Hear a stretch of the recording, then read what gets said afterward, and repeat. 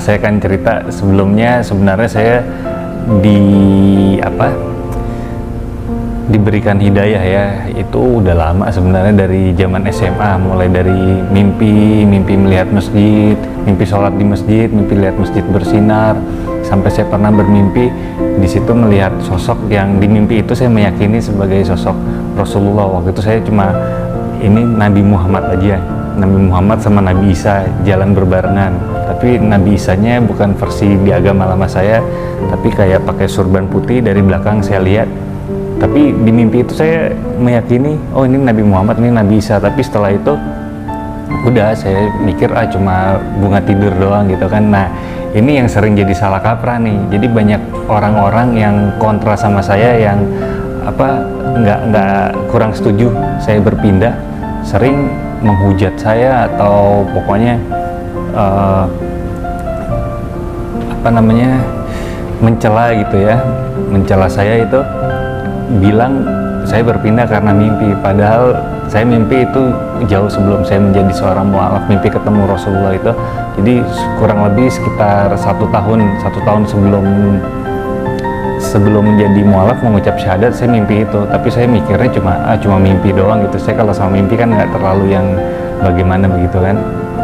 Jadi puncaknya ketika saya mendengar sholat isya, azan sholat isya, saya dengar, saya nangis. Di kolbu saya tuh kayak ada Allahu Akbar, kayak ada speaker. Nah jadi ini ada cerita menarik nih.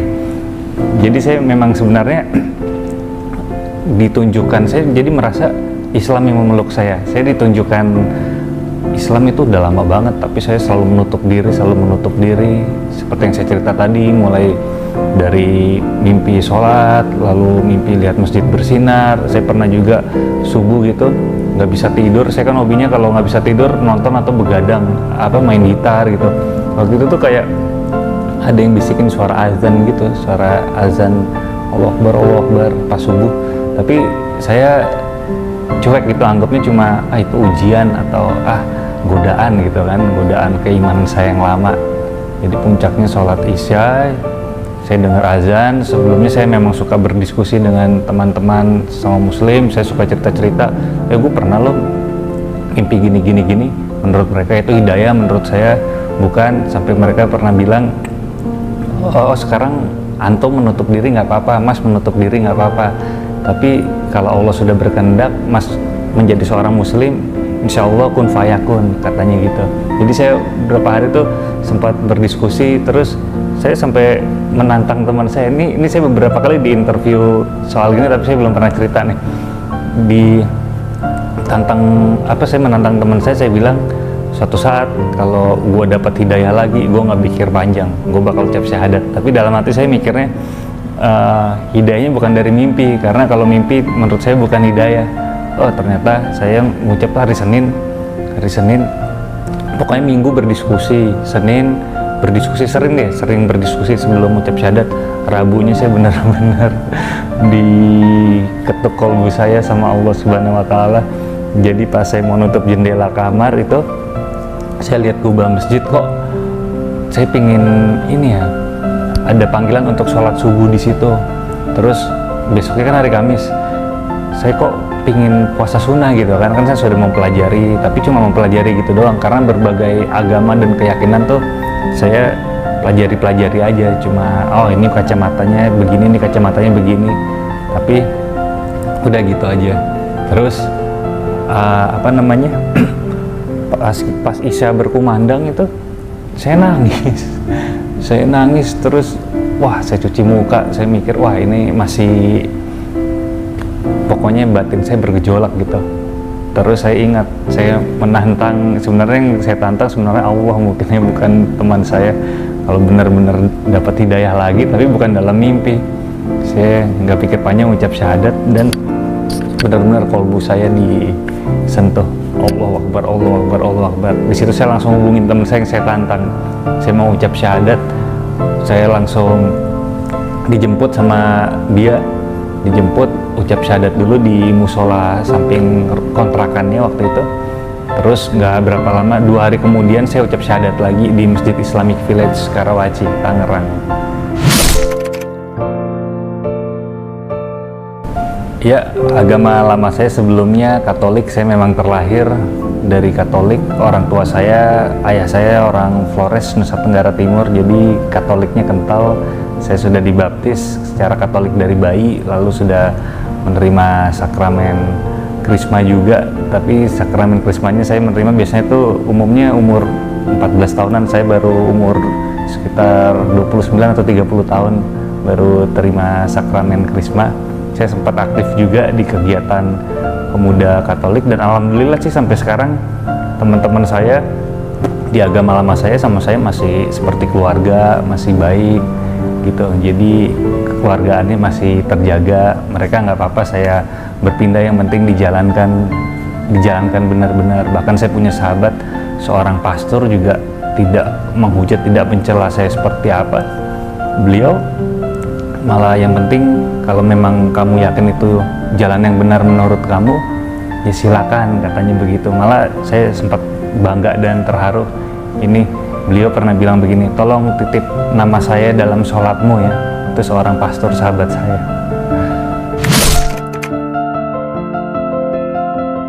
Yang pertama, waktu ketika saya tadi cerita saya benar-benar pengen memutuskan untuk menjadi mualaf, yang pertama saya beritahu adalah dari keluarga ya, dari keluarga inti. Yang pertama saya beritahu adalah ibu saya.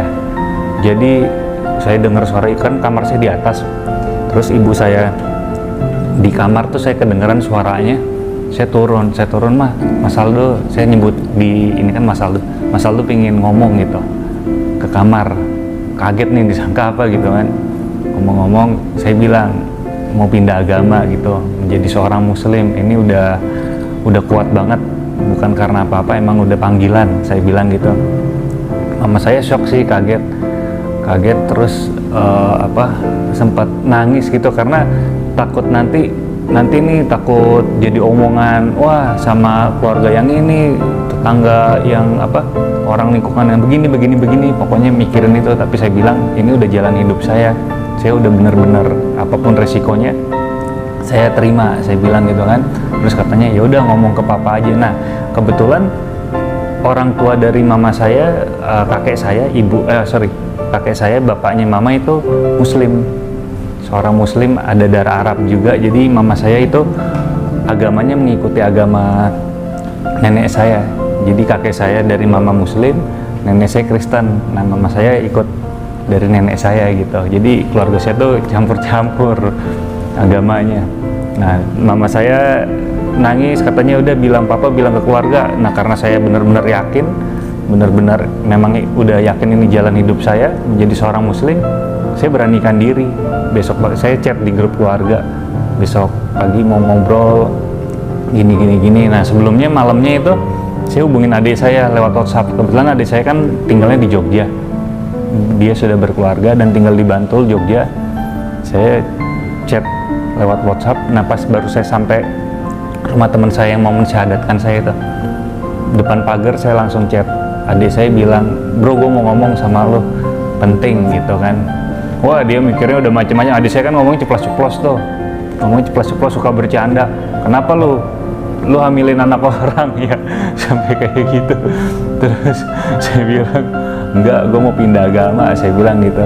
Oh dia cuma bilang gitu, dia bilang gue sih nggak masalah lu pindah agama, katanya gitu. Yang penting lu jalanin dengan benar, selama bisa merubah lu menjadi orang yang lebih baik, gue nggak masalah, kata adik saya gitu. Bahkan dia sempat ngomong ini, lu jangan kayak si ini, disebutin namanya, lu tahu dia wah pokoknya aktif kegiatan rohani segala macem bla bla bla, tapi kelakuannya kayak gimana kan, sampai ngomong gitu kan. Terus saya ya insya Allah pengen berubah jadi yang lebih baik, saya bilang gitu kan. Terus bahkan waktu pas saya ke Bantul, ke Jogja itu, adik saya bilang, adik saya manggil saya Ray kan, nama saya Rinaldo. Saya di rumah kalau mau papa manggil Aldo, kalau kakak sama adik manggil Ray karena kebiasaan ikut teman-teman. Jadi katanya, Ray, lu nanti kalau ke Jogja jangan lupa bawa perlengkapan sholat lu ya, peralatan sholat lu. Gua nggak mau lu di sini jadi males ibadah, katanya gitu. Terus saya dikenalin sama tetangganya yang kebetulan mantan santri ya, pernah mondok 8 atau 9 tahun gitu di pesantren. Jadi alhamdulillah. Terus reaksi papa tuh, wah papa saya nangis. Pagi-pagi tuh saya kumpulin keluarga, saya bilang saya punya niat mau menjadi seorang muslim, bla bla bla, pokoknya saya ceritain. Bapak saya nangis, kakak saya, karena mereka kan aktivis gereja semua kan, pokoknya kayak nggak terima. Tapi saya bilang memang ini sudah jalan hidup saya, apapun resikonya mau gimana, saya sampai didatengin. Jadi kalau di Katolik itu kan guyupnya tuh bagus kan, sosialisasinya, jadi ada lingkungan. Nah itu ada orang lingkungan, tokoh lingkungan Katolik di rumah saya datangin saya ngajak diskusi bla bla bla. Saya bilang, wah ini saya udah benar-benar mantap, udah pilihan saya gitu. Jadi mau kayak gimana pun nggak akan, mau didoktrin kayak gimana pun nggak akan merubah pilihan saya bilang gitu. Akhirnya ya sudah, keluarga sih alhamdulillah sekarang nerima. Malah mama saya kalau misalkan saya puasa, dulu kan suka puasa sunnah juga, cuma sekarang lagi bolong-bolong nih puasa sunnahnya. Jadi Senin Kamis atau puasa Nabi Daud yang selang-seling, mama saya suka nyiapin sahur, nanya makan apa ya. Saya sampai, wah saya nggak enak nih, orang saya yang puasa kok mama saya yang repot gitu kan. Mas sahur pakai apa? Dulu malah awal-awal sholat subuh saya selalu dibangunin. Kalau sholat subuh, oh udah bangun, diintip gitu dari jendela atau diketok kamar, oh udah bangun. Alhamdulillah sekarang juga orang tua bahkan kadang ikut-ikut bahasa saya gitu, misalkan mama papa sehat-sehat ya, insya Allah bilang gitu, terus alhamdulillah, pokoknya gitu. Jadi wah pokoknya sekarang benar-benar alhamdulillah sih udah bisa diterima. Cuma waktu itu awal-awal memang ada beberapa saudara, beberapa orang di luar keluarga yang keberatan, yang lebih panas mungkin ya. Saya juga heran, bahkan orang-orang yang saya nggak kenal gitu kan, saya beberapa kali di interview oleh entah konten YouTube oleh YouTuber atau media mana gitu, cerita mualaf saya. Mereka tuh yang nggak suka nyari sosmed saya, hujat saya, celah, ngajak debat segala macam. Saya ngapain, males, kenal juga enggak gitu kan.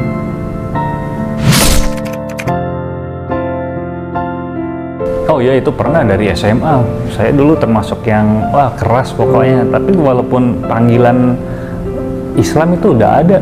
Jadi saya kerja di salah satu TV swasta di Manado tuh, saya non muslim tapi dapat acaranya suruh meliput konten-konten Ramadan gitu. Makanya beberapa ustadz-ustadz di Manado waktu itu saya kenal. Sekarang mungkin udah lupa lagi gitu kan. Di waktu SMA tuh saya juga dulu kan belum terlalu YouTube, nggak ini, jadi buku-buku perdebatan. Saya sama teman saya tuh ngasih perdebatan gini, wah suka debat. Saya sih bahasanya diskusi mungkin ya, bukan debat. Suka diskusi, sampai terakhir juga saya suka diskusi sama teman-teman yang alhamdulillah yang mereka senang banget dan membantu saya untuk bersyahadat gitu. Jadi waktu itu memang suka berdiskusi, tapi kayak panggilan ke Islam tuh ada, tapi saya menutup diri. Kayak misalkan saya pernah kerja minoritas saya dari segi agama ya, waktu di proyek itu di Kalimantan anterin. Jadi kita kan di Marangkayu tuh Kalimantan Timur, kadang ininya dari Balikpapan pulang ke Marangkayu sekitar 4 atau 6 jam saya lupa. Itu singgah dulu ke masjid, mereka sholat, saya jagain mobil atau jaga di ini masjid. Kayak ada panggilan gitu, wah enak ya ikut sholat gini, tapi saya kayak enggak. Terus kayak ada gambaran, oh suatu saat lu jadi muslim, di suatu saat lu bakal sholat berjamaah gini, tapi saya kayak enggak gitu kan. Oh iya, ada cerita menarik lagi nih. Jadi kan saya punya tato salib. Jadi mama saya waktu itu pernah ngomong gini, wah kamu gak bakal bisa jadi mualaf, kamu ada tato salib. Saya bilang siapa juga yang mau jadi Islam, saya sampai ngomong kayak gitu. Tapi ya itulah kuasa Allah, hidayah Allah. Nah ini juga, jadi beberapa teman-teman saya ketika tahu saya mualaf dan nonton YouTube saya mualaf, itu banyak yang hubungin saya dari di IG, nge-DM saya. Ternyata ada beberapa teman saya yang pingin juga hijrah, pingin menjadi seorang muslim atau muslimah, tapi takut karena takut ngomong ke orang tuanya gitu kan. Terus saya bilang kalau udah yakin ya segala resiko kamu harus terima, ngomong ke orang tua daripada dipendem. Ini kan soal keimanan kan, saya bilang gitu. Atau kamu diskusi dengan ustadz. Saya dulu diskusi dengan ustadz, dengan pastor, saya berdiskusi dengan teman saya yang muslim gitu, terus dengan sahabat saya juga yang di agama lama saya waktu itu berdiskusi soal soal pergumulan hati saya gitu. Jadi pesan buat teman-teman kalau yang mau menjadi seorang mualaf, memperdalam agama Islam, menjadi seorang muslim atau muslimah, ya selama hati kalian sudah yakin, silakan, jangan ditunda-tunda. Iya, segala resikonya harus diterima. Jangan berharap pada manusia, berharap pada Allah Subhanahu wa Ta'ala, karena kuasanya luar biasa, hidayahnya sungguh luar biasa, pertolongannya sungguh luar biasa. Saya yang merasakannya.